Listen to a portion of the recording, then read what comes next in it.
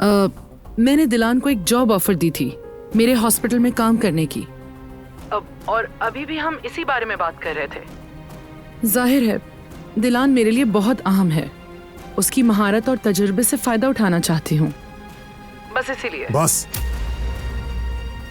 बात को बढ़ाने की जरूरत नहीं। दिलान आपके साथ काम नहीं करेगी। मैं तो बस उसका भला चाहती थी, इसीलिए ऑफर दी थी उसे। मैं पहले भी आपको कह चुका हूं, वो मेरी बीवी है। आपको उसके बारे में सोचने की जरूरत नहीं। बंद मत कीजिएगा, मुझे कुछ बात करनी है। क्या बात है? दिलान को फोन देने का आइडिया भी मेरा ही था। मैंने उसे फोन दिया था ताकि ये खुद को सेफ महसूस करे, क्योंकि मैं सिर्फ इसे महफूज रखना चाहती थी। और अच्छा ही सोचा मैंने, वरना ये आपके चचा के हाथों मर चुकी होती।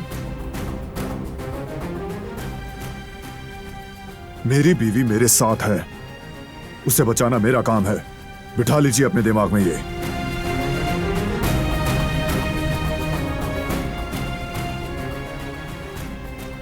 मैंने दिलान को भी एक तरह से बचा लिया, वरना बारान के हाथ से वो भी न बचती।